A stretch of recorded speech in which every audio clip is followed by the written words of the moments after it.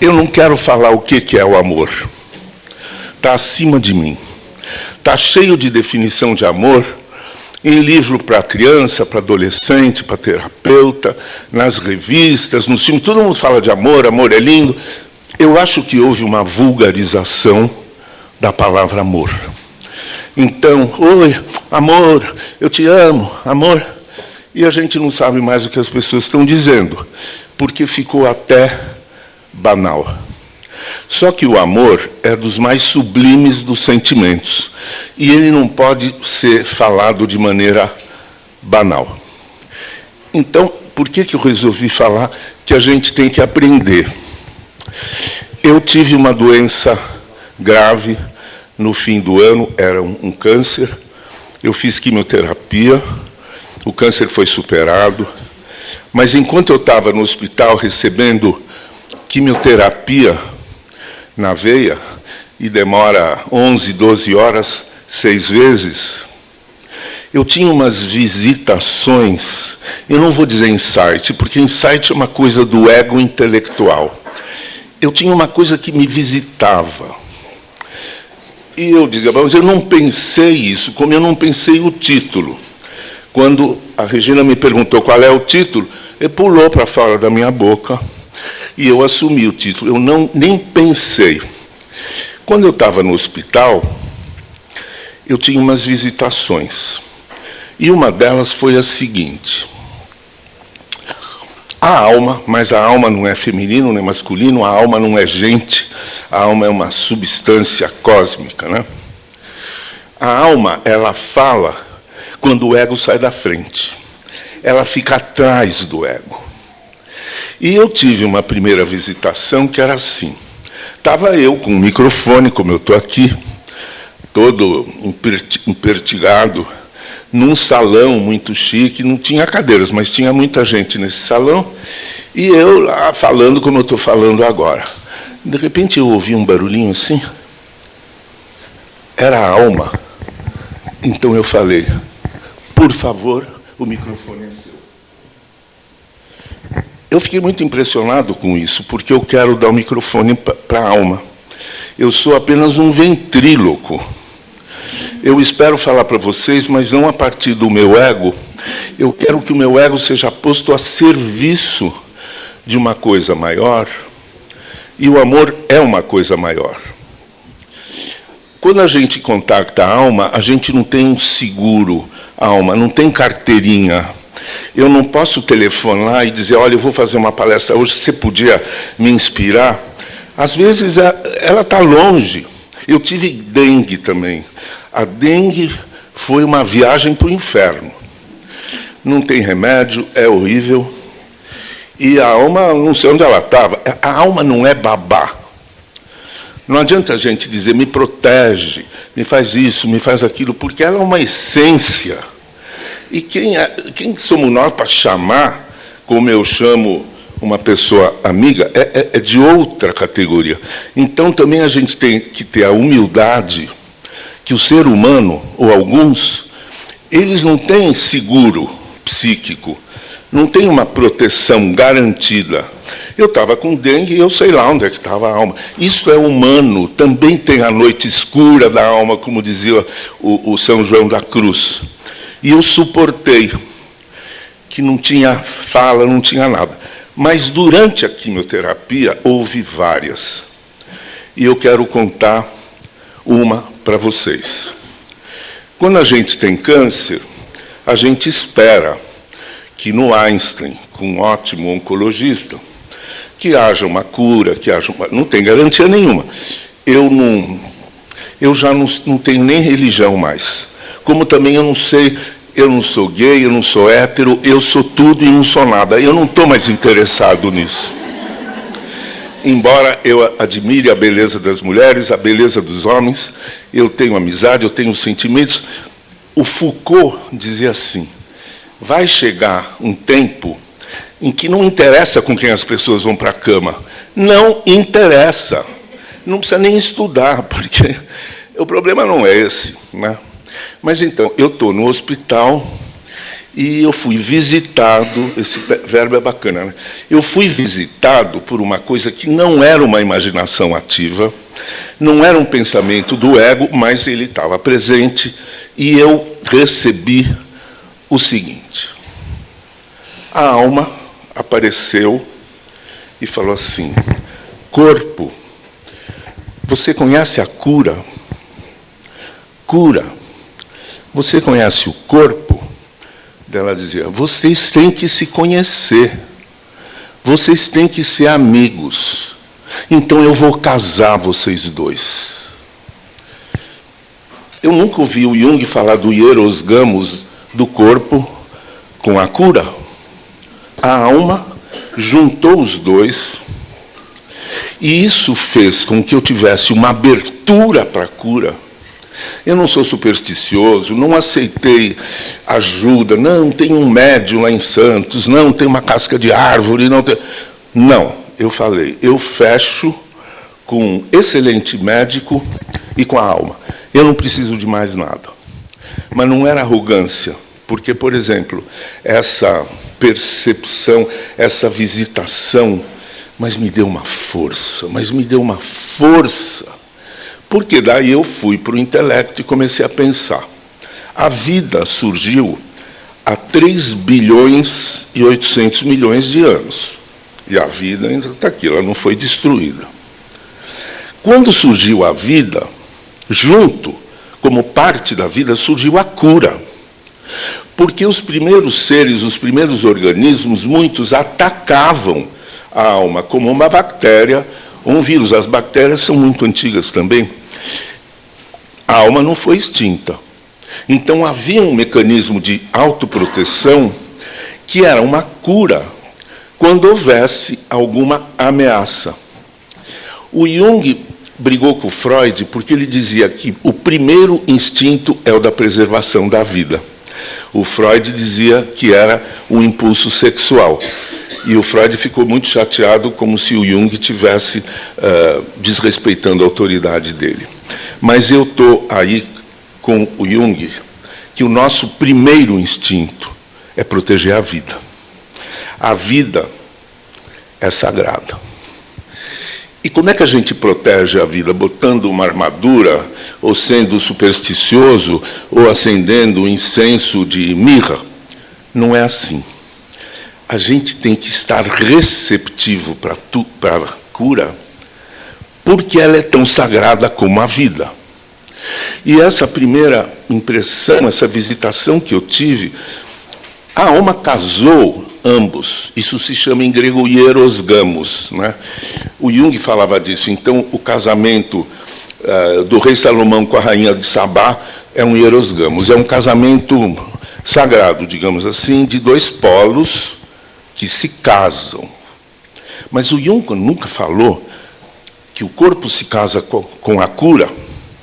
E eu notei que eu nunca tinha pensado nisso e que foi uma coisa que me veio, mas já estava ali a ideia do amor.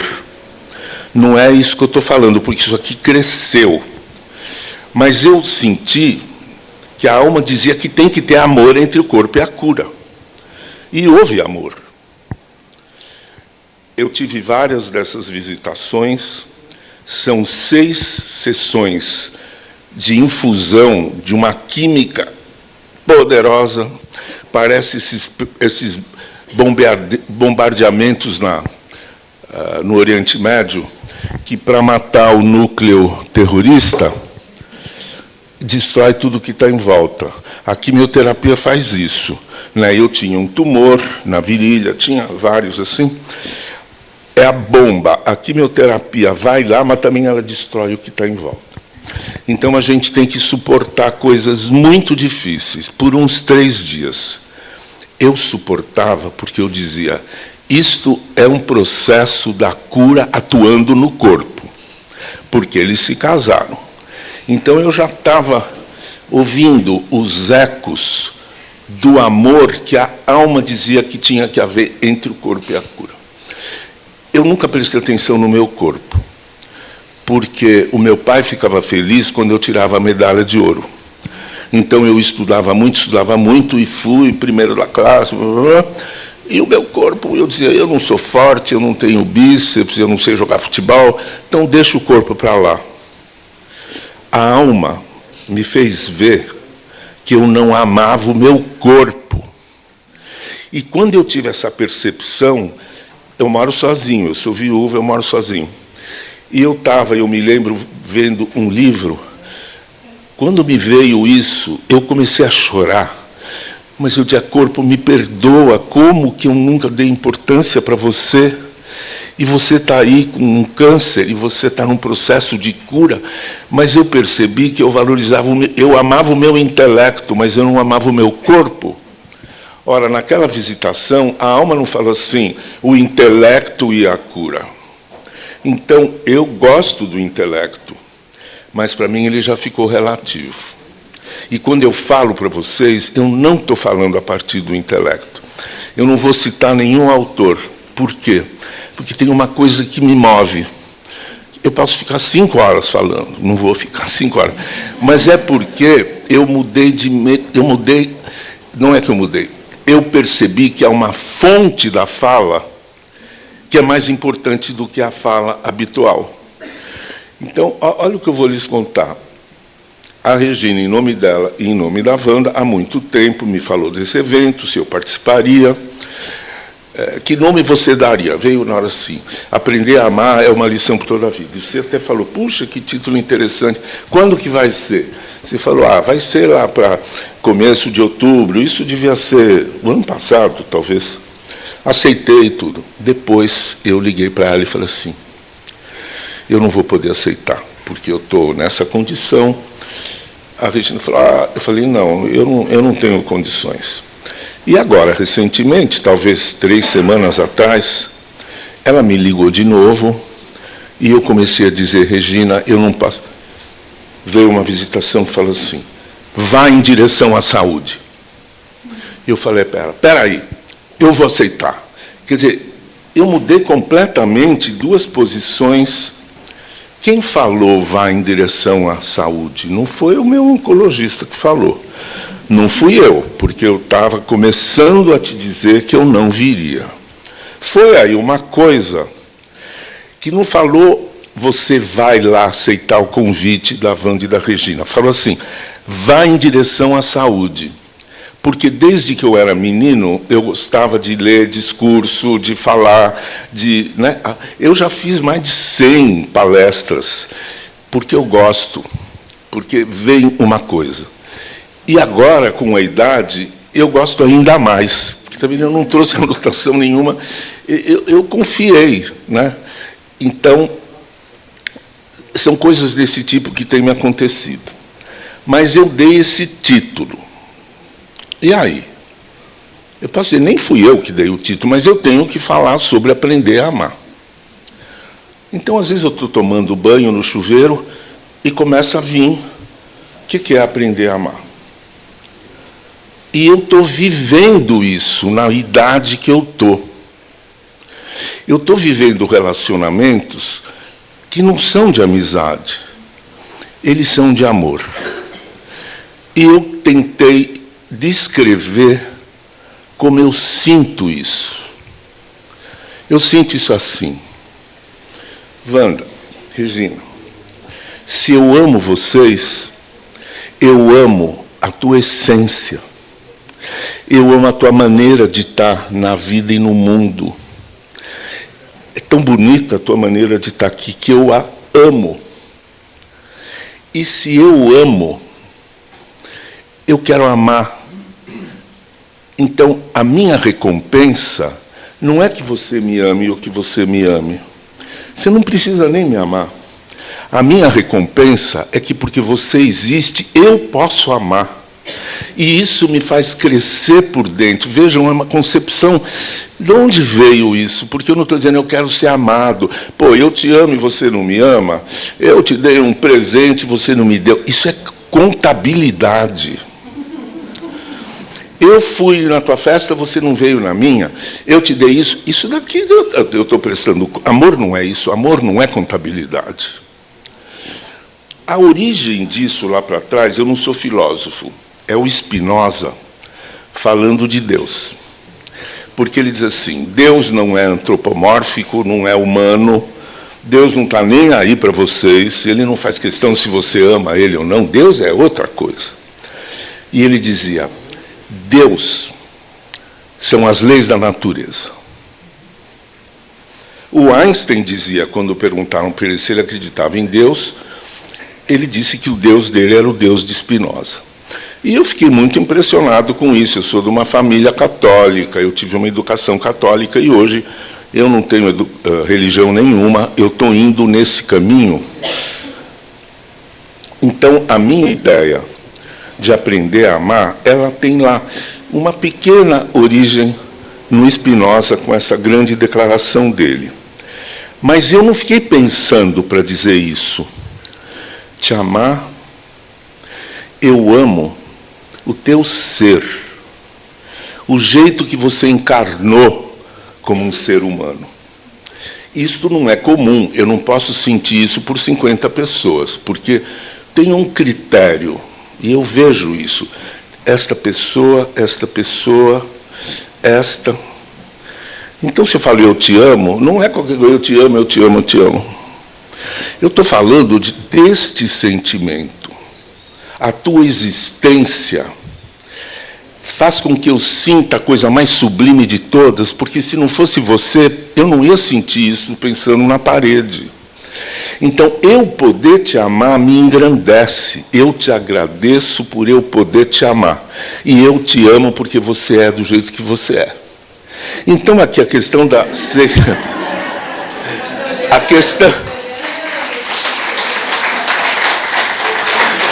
A questão da sexualidade não se coloca. Claro, eu também sou sexual. Eu também tenho desejos, querida. Mas, para mim, o amor, ele não está junto com o desejo. O desejo é o perfume da flor, mas o amor é a flor. Se não fosse a flor, não haveria o perfume. E, na minha idade, é difícil ter parceria, não sei o quê. Mas eu amo, e eu também amo fisicamente, né? Mas, na minha idade, mudou a história.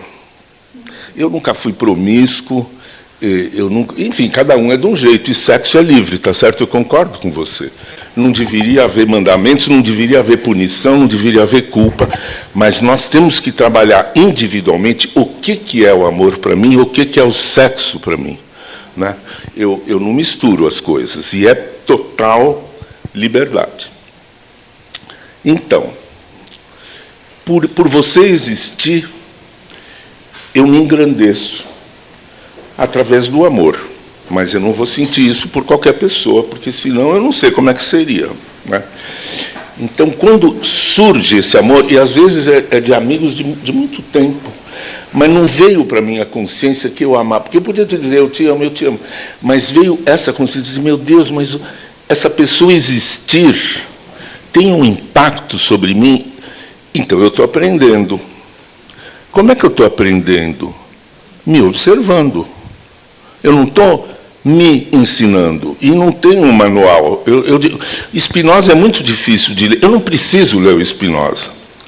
O Carlos Drummond de Andrade tem um livro de poemas chamado... como é que é? Amor... Puxa, esqueci agora. Às vezes eu esqueço das coisas. Amor se aprende amando. Eu fui lá ver os poemas. Eu gosto do Carlos Drummond, mas eu falei, Marco Drummond, você não está falando aí do aprendizado do amor, eu estou falando... Então, daí ele tem um outro livro, que foi publicado depois da morte dele, que se chama O Amor Natural. É um livro pornográfico, eu não sei se vocês conhecem, vocês têm que conhecer, porque o Drummond, aquela figura profunda... Ele escreveu, eu não vou falar as palavras aqui, ele tinha uma amante, a mulher dele acho que não sabia, e ele fala sobre trepar. Mas não é trepar, é muito mais do que isso. Né? Então, o Drummond fala, mas não é desse amor que eu quero falar. Isso daqui é sexo, tudo a favor, mas é outra coisa. A Adélia Prado, de quem eu gosto muito, ela fala do amor por Deus. E é um amor difícil, é um amor, mas é por Deus que ela tem, e daí Deus abandonou. Eu li tudo da Adélia Prado, mas não era isso que eu queria falar. Quando eu era jovem, na época do clássico, Ah, você leu esse livro, você leu esse livro. Era de um psicanalista chamado Erich Fromm. E daí chegava assim, Roberto, você sabe o que é amar? Amar não é olhar um nos olhos do outro, é ambos olharem na mesma direção. Eu falei, ai, que maravilha. Então, amar, eu não vou ficar olhando para você, você diz isto e eu também digo isto, pronto, nós não é isso daí. É pouco, né? E eu fico feliz porque isso baixou em mim, com o crédito por Spinoza, mas a coisa foi se fazendo sozinha. Então, na minha idade, eu dizer que eu vou aprender alguma coisa, né? A gente tem egoísmo, é meio cheio de si. Eu falo, não, eu já aprendi tudo que eu tinha que aprender, mas agora veio como se eu fosse ignorante, e eu era mesmo. Então, vejam, quem é o professor? Eu não vou dizer que a alma é a professora, mas a alma instiga em mim uma capacidade cognitiva. E isso é maravilhoso. Porque agora, isso que eu estou contando para vocês não tem muito tempo atrás. E eu sinto isso por mulher, por homem, não faz diferença, porque é o ser da pessoa, né? E eu não vou pedir nada em troca, isso é tão novo. Porque eu poderia dizer, puxa, eu telefonei 5 vezes e não me telefonou nenhuma, então eu me pego, porque isso é velho. Passou a ser velho pouco tempo, mas já é velho. Eu não tenho o que perguntar, porque eu já estou pleno. Eu falei, mas que maravilha, isso elimina um monte de coisa, de, ai, mas não me ama, mas me ama, não me convidou, não fez isso. Isso daqui, tchau. Não tem isso. E eu quero continuar aprendendo, porque o cognitivo foi instalado em mim. Ele foi instalado, foi uma surpresa. A minha filha, eu amo a minha filha também, eu amo o ser dela. Ah, só uma nota de rodapé. Esse amor é o amor que as mães sentem pelo bebê. Porque o bebê não dá nada em troca. Ele faz cocô, ele vomita, mas a mãe ama. Esse amor é um amor sagrado. Mas ele não vai durar sempre, porque depois a criança fica chata, depois vem a adolescência, não sei o quê. Mas eu diria, esse amor é um amor sagrado. Da mãe pelo bebê. Ela ama o bebê porque ele existe. Porque o que ele dá em troca para ela? Depois vai dar um sorriso, mas aí não dá. Então, vejam, isso é totalmente natural. Mas nós, adultos, a gente não consegue esse amor. Mesmo por um bebê, a gente fala que bonitinho, que não sei o quê, não sei o quê. Mas o da mãe é profundo.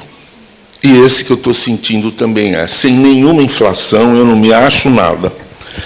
Mas é uma graça, eu recebi uma graça. E eu tenho as dificuldades. Vocês viram, eu estou andando de bengala, porque não bastou o câncer, não bastou a dengue, que foi terrível. Eu tive que ser levado por um grande amigo meu, que você conhece, o Fernando, porque eu estava com febre, e ele me levou para o pronto-socorro. Foi em junho. E aí disseram, não, o senhor não sai daqui, o pronto-socorro perto da minha casa, no Sumaré. Eu falei, como não sai? Não, o senhor vai ser internado. Eu falei, mas eu não trouxe nem carregador de celular. Não, é grave que o senhor tem. O senhor vai para o Einstein. E eu não queria ir, mas eu não conseguia andar. Eu estava sentado no sofá, eu não conseguia... Ó, tá vendo agora? Também é meio difícil. Eu não conseguia assinar meu nome, e a minha caligrafia é bonita. Eu virei um velho de uma hora para outra, eles me levaram para o pronto-socorro, demorou para ser feito o diagnóstico, tinha 3 equipes, uma oncológica, uma neurológica, uma psiquiátrica, porque, além disso, eu fiquei com uma depressão horrorosa. E demorou, mas daí veio o diagnóstico, isso daqui é hidrocefalia. E eu achei que era hidrofobia. Porque eu lembro, quando eu era criança, meu pai falava, é doença de cachorro louco. Se você vê um cachorro babando, não deixa a baba entrar em você. Bom, hidrofobia. Eu não sabia o que era hidrocefalia. Não sei se vocês sabem, mas é um excesso de líquor nesse espaço que há entre o crânio e o cérebro.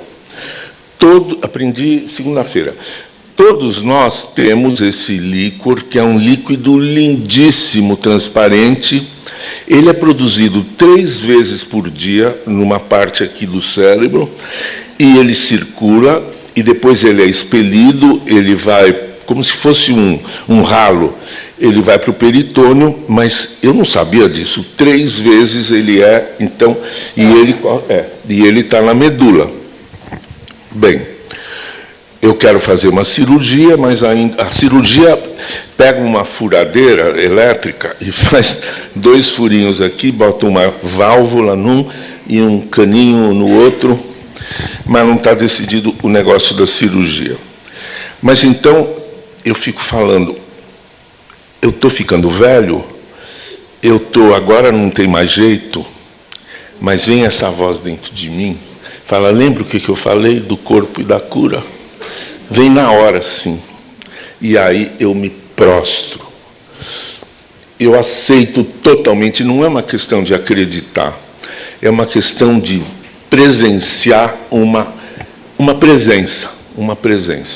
Eu não gosto de falar esses termos chavão, mas é uma presença, né? A gente sente. Então, isso aqui é até bacana. Imagina eu sendo levado por essas mulheres maravilhosas. Eu sempre fui um cavalheiro. Eu é que dava o meu braço, eu que abria a porta do carro. Eu venho com a Regina, ela abre a porta do carro para mim. A Gilda me oferece o braço dela. Olha que maravilha eu ser levado pelas mulheres. Então, eu também vejo o lado poético. E eu estava falando da minha filha, às vezes eu perco o fio da meada. Eu nunca perdi, agora eu perco. Não faz mal. E ela falou, pai, você vai ficar bom. Eu falei, eu vou. Mas pode ser que até o fim da vida eu tenha que usar bengala. Isso eu tiro de letra, ou que eu esqueço umas coisas. A gente faz piada. Como é o nome? Imagina, a minha paciente, eu não lembrava do nome da paciente. Eu falei, querida, eu estou meio lelé na cuca. Como é que é o seu nome mesmo? Eu pergunto, mas olha, precisa ter muita espinha dorsal, né? Então, eu falei para minha filha, bengala e esquecer, eu tiro de letra. Mas eu não queria perder a minha capacidade de amar. Ela falou, pai, você é fora da caixinha mesmo, né? Eu falei, eu já saí da caixinha. Eu não quero perder minha capacidade de amar, não quero perder a minha mente, não quero perder a minha voz. Eu posso falar muito bem no microfone, minha voz é forte. Eu não quero perder minha voz e eu não quero perder as coisas que eu aprendi, que eu gosto, e isso vai ser assim. Então, se eu viver até os 90, eu quero aprontar, eu quero falar, eu quero pôr a boca no trombone, quero continuar atendendo meus pacientes. Sabe, porque quando eu atendo há 45 anos, a gente fica de uma liberdade.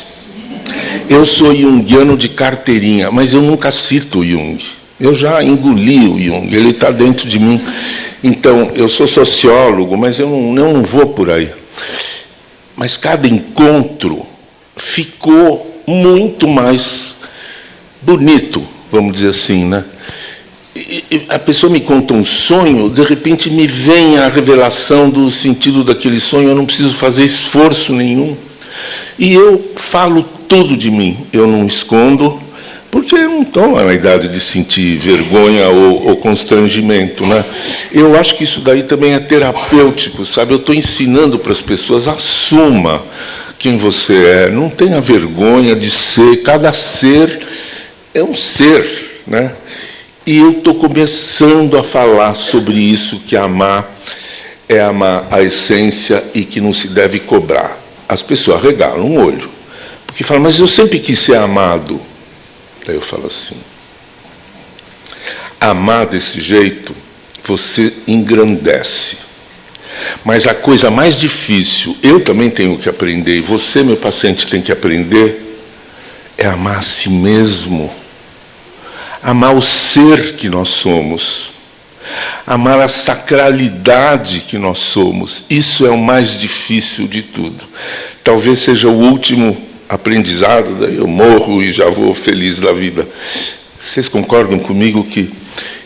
Mas é a mesma coisa, eu amo o meu ser, eu conheço o meu ser, mas eu já briguei muito com o meu ser. Eu já tive vergonha, já tive raiva, queria ser diferente. Agora eu estou tirando e dizer assim, eu me completo por amar o meu ser, do mesmo jeito que eu falei de amar outra pessoa. E eu não quero que o meu ser me dê nada em troca, porque aí eu estou completo. Então, não é assim, se eu amo o meu ser, eu tenho que falar 5 línguas, eu tenho que saber dançar, eu tenho que ganhar dinheiro, eu não tenho nada. Porque, igualzinho de uma pessoa amada, mas, não, vejam, não é... como é que chama isso? Não é vaidade, não é inflação. O Jung era um mestre que fala da inflação. Esse amor que eu falo pelo meu ser, não é de eu ficar na frente do espelho e me achar bonito. Não é narcisismo. Não é inflação. Não é egolatria. É um amor por uma outra coisa. Então, eu tenho também que dizer, eu sou uma pessoa, eu tenho um corpo, mas o que é o meu ser? Eu conheço a minha história, eu conheço a história do meu ser, e de repente eu falo, mas eu amo com os erros, com tudo, porque nós somos sagrados. Só que a gente esquece, a gente fica falando de si mesmo, né? Quantas vezes eu briguei comigo, e tinha raiva de mim, ou tinha vergonha, ou dizer, eu queria ter bíceps forte, eu queria ter mais dinheiro do que eu tenho, não sei o quê. Você percebe quando você fala, mas eu conheço a minha história. Foi uma bela tentativa até agora, né? E eu passo a ter esse amor. E da mesma maneira como eu falei com relação... Eu estou repetindo, mas é porque eu estou meio assim. Você pode repetir mais 5 minutos. Eu não quero nada em troca. Os 5 minutos eu vou dedicar a Gisela. Cadê você? Ela está ali? Ela falou assim, oi, Gambini, eu quero fazer um pedido. Será que você, quando você for falar, eu gostaria de te pedir que abordasse, se achar pertinente, um tema, o que está escrito aqui? Um tema entre... Não sei. Você já preparou. Tá, então, assim, estamos vivendo um clima de fim de mundo, com queimadas, mudanças climáticas, guerra, atrocidades na política, etc. Os jovens estão sentindo que herdaram um mundo estragado. Como o terapeuta pode lidar com isso? O pedido é te ouvir um pouco sobre isso. Eu tenho pensado muito sobre isso. Vocês acham que no Oriente Médio existe amor? Vocês acham que na Rússia existe amor? Vocês acham que no Brasil, com 150 milhões de gente vivendo com salário mínimo, existe amor? Existe amor pela floresta amazônica? Existe amor pelo ar, pelos mares, pelos animais? O amor tem falta. A gente deve amar a floresta amazônica porque ela é a floresta amazônica, não porque ela tem minerais ou porque tem a madeira. Quer dizer, nós temos que amar o mar, nós temos que amar a lua, temos que amar os animais, temos que amar o oxigênio que a gente respira. E isso, Gisela, é o que nós temos que ensinar para os jovens. Nós temos que ensinar para eles que existe uma sacralidade. A floresta amazônica é sagrada, como a lua é sagrada, como o mar, você que tem uma casa. Você não ama o mar? O que você quer em troca? Vocês não amam uma flor? O que você quer em troca? Não tem troca. Eu amo a flor porque ela existe. Basta, ponto final. Eu tenho desenvolvido muito, prestar atenção nas árvores e nos passarinhos. Lá no Pacaembu tem muito passarinho. De vez em quando eu fico olhando, ouvindo o canto deles. Aquilo me leva para um outro estado mental, mas não é droga nenhuma. Não, é porque eles estão em outra faixa. E desde a antiguidade, o simbolismo dos passarinhos era a elevação espiritual, o canto dos pássaros, o sufismo fala muito dos passarinhos, né? Mas tentem, se tiver um passarinho perto na sua casa, tenta ouvir. Agora, então, que é primavera, está uma barulheira porque os machos querem acasalar, e eles ficam... E não param mais. porque é primavera. Daqui a pouco eles vão mudar do canto, né? Então, é muito simples isso. Mas também a gente pode prestar atenção nas árvores. Quem inventou as árvores? As árvores são milagres. Quem inventou as raízes? Quem inventou a rede de micélio subterrânea? Quem que inventou um cachorro? Quem que inventou um beija-flor? Quem que inventou... São as leis da natureza de que falava o Spinoza. Então, essa postura nos põe em contato com o sagrado. E, Gisela, os jovens não sabem que existe um sagrado. A salvação do mundo é amar o sagrado, é respeitá-lo, porque a vida é sagrada. Olha um monte de gente que está morrendo na faixa de Gaza, agora com o Líbano. Essa guerra é a coisa mais estúpida, mais ignorante. Quem que sai ganhando? Mas o mundo ainda faz guerra, tem mais ódio do que amor. Então, o que os jovens precisam aprender é que existe amor e que a natureza é sagrada. Mas não são só os jovens, nós também. Nós somos terapeutas. As pessoas que vêm a nós, elas não têm nenhuma ligação com o sagrado. O Jung dizia que a cura da neurose é uma conexão que ele chamava de luminosa, que não tem nada a ver com rezar, não tem nada... É perceber uma outra dimensão disso que a gente chama de realidade. Porque quem que disse que a realidade é só aqui? Tem outro nível de realidade. Na época dos pré-socráticos, havia o mundo de Afrodite, que é o mundo da beleza, mas é o mundo da ilusão. E o mundo de Perséfone, que era o mundo das almas, que é o mundo eterno. Então, a tarefa é nós sabermos que nós temos um pé no mundo da ilusão e o outro pé no mundo eterno. Porque a alma é eterna, o espírito é eterno. Então, a gente tem que ir aprendendo que nós temos que ter uma dupla relação com a vida e que a realidade não se esgota aqui. O que falta é a outra, é a realidade sagrada, é a realidade eterna. Mas isso podia ser ensinado até nas escolas, mas as escolas religiosas ensinam o quê? Dogmas. Elas não ensinam a desenvolver. Então, eu diria, a educação é ensinar o que é o amor e ensinar que nós estamos permeados de sagrado e a gente vira as costas. Obrigado pela atenção.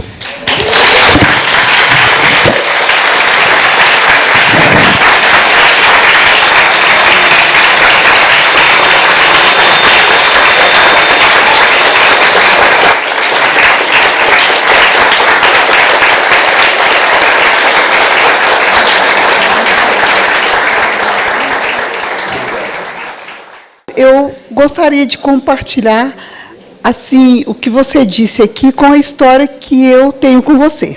Então, eu nem Regina fizemos nenhuma pergunta, e não vamos fazer agora também, mas vamos ocupar esse espaço. Eu gostaria, pelo menos, de ocupar esse espaço para te lembrar algumas coisas que ficaram gravadas em mim. Você disse que... Achei lindo essa ideia do amor, que o amor te toca quando o outro te toca pela existência dele. Mas eu acho que é importante você saber que, cada vez que você fala isso, você toca a essência de todos nós. E eu já vi você tocando a essência de muitas pessoas no mundo. Eu tive essa felicidade de ver, e eu sei que você não vai ouvir isso com o seu narcisismo, mas capacidade de entender o que você tocou nas pessoas.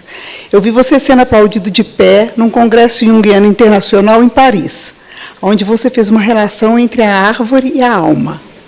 Eu vi você falando e sendo aplaudido de pé em Firenze. Não me lembro o título, infelizmente, porque os títulos são maravilhosos.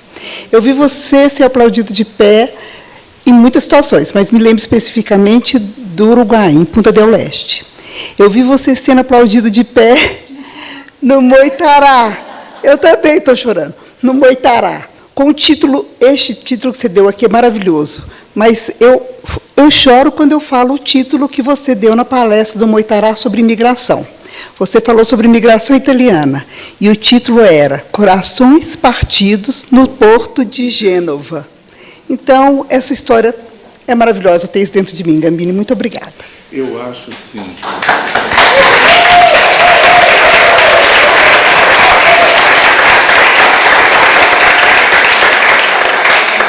Você me lembrou de uma coisa que é bom eu dizer.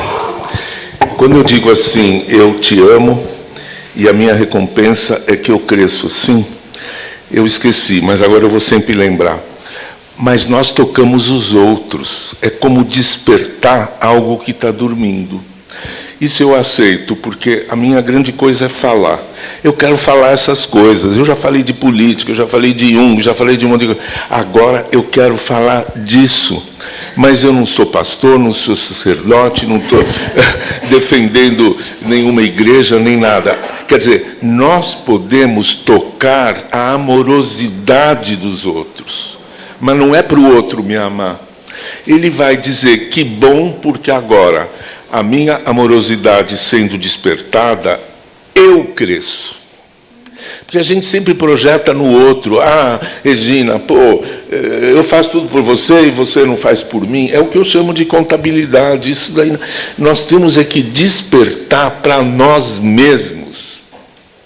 E vocês que trabalham com casais, e é muito meritório o que essas duas criaturas fazem, né? As pessoas, os casais vão porque o amor, onde é que foi parar o amor, né? Mas vocês são amorosas. Eu acho que daí vocês tocam. Depois você me conta, porque eu acho que o fundamento da, desculpa eu falar isso, da terapia de casal é porque as terapeutas são amorosas. O resto são complementações. O Bustos era individuais, assim. O Bustos era muito amoroso. Você é um terapeuta muito amoroso. É o amor que cura. Eu acho que até o Freud falou isso. Então, quando o amor está presente, ele circula. Eu não crio o amor, eu não sou fonte do amor. Mas eu fui tocado por essa visitação que despertou essa coisa em mim. E eu acho que a melhor coisa de uma comunidade humana é que um vá despertando o amor no outro. Mas não é contabilidade, não dá para anotar ali, eu dei tanto amor e recebi menos do que eu dei, você me deve. Isso é com dinheiro que faz, não com amor.